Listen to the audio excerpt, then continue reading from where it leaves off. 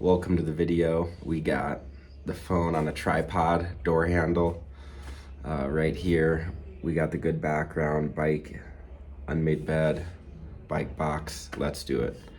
Today's video is all about recovery, how to maximize your recovery while you're training anywhere at high altitude, whether that's Addis Ababa, anywhere in East Africa, anywhere around the world. This is video number 6 in the series, how to plan and execute and have a great time if you come here for a training camp or cycling holiday. So let's get into it. 3 things I think we're going to talk about.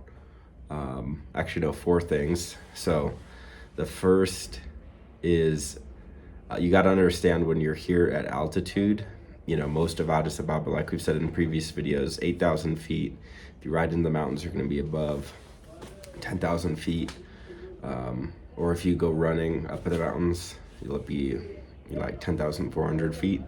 So you got to understand that your nervous system, your immune system, just your whole body is going to be under a lot of stress. And when we talk about the nervous system, there's the parasympathetic, which is rest, relaxation, and there's the sympathetic, which is like your fight or flight response, getting revved up. That's stress, cortisol, etc. So the easy way to remember that is parasympathetic parachute. If you're falling from a plane and you have a parachute, you can relax a little bit. Hopefully it opens up. Versus sympathetic is the just like stressed state of your immune system.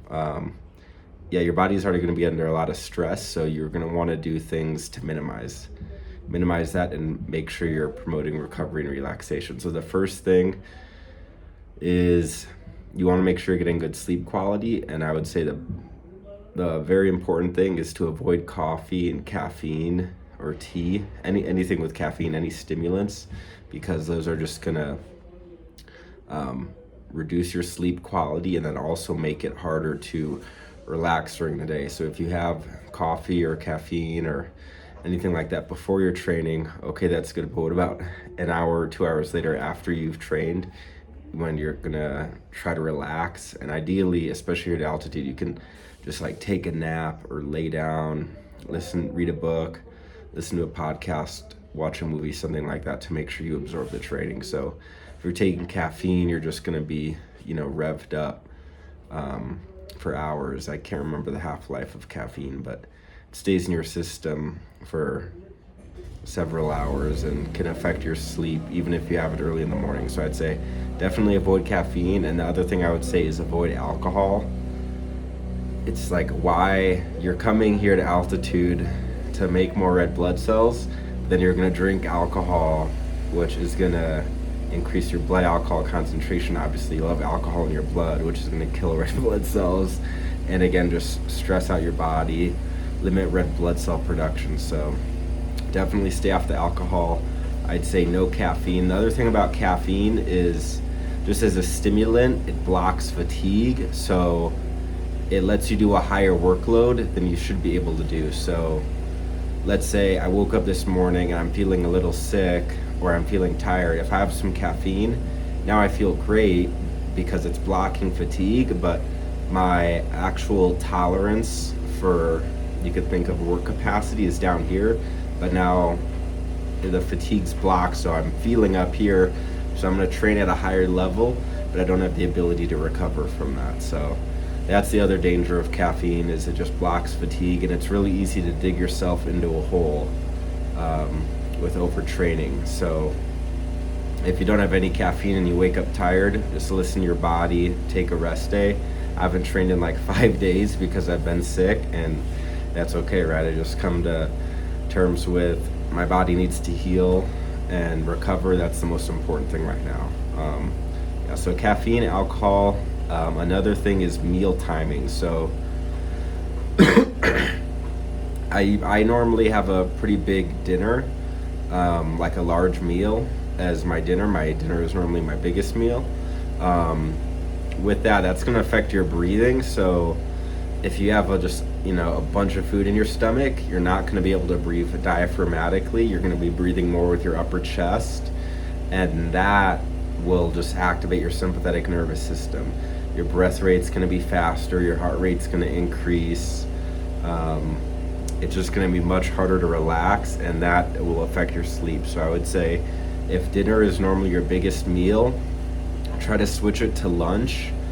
That way dinner is a little bit smaller, and I would say eat early. Eat between 5 to 6, 7 at the very latest, because you're going to be wanting to go to bed by 9 at the latest, just to maximize your sleep. And if you have a big meal, you literally lay down, and your breathing system is already under stress from the high altitude, and then you're going to just have a really elevated breath rate. You're going to be breathing shallow, breathing into the upper chest, which is going to prevent proper relaxation and could mess up your whole night of sleep, depending on how big the meal is. Once it digests, move out of your stomach into the lower parts of the digestive system, you'll be able to get full diaphragmatic expansion.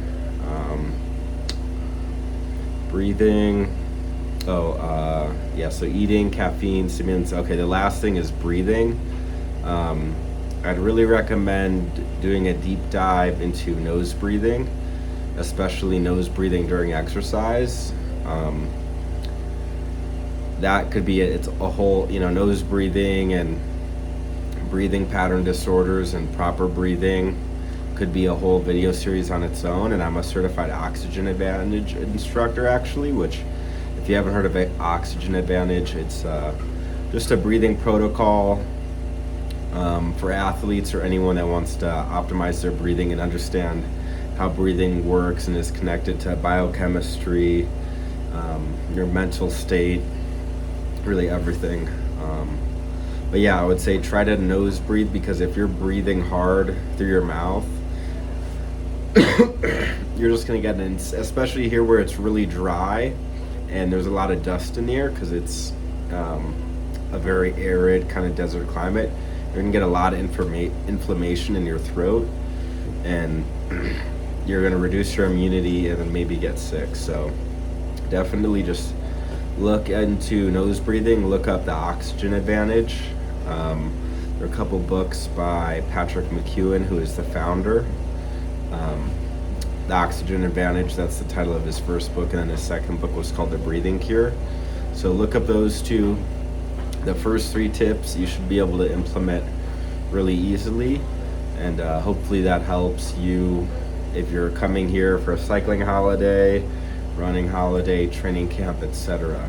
I know these videos are less popular, but and less people are interested in this type of stuff, but I'm just trying to have these videos out here so that hopefully if people aren't coming here, they can find my channel and get some insight from this information. So hope you enjoyed the video, and we'll see you in the next one.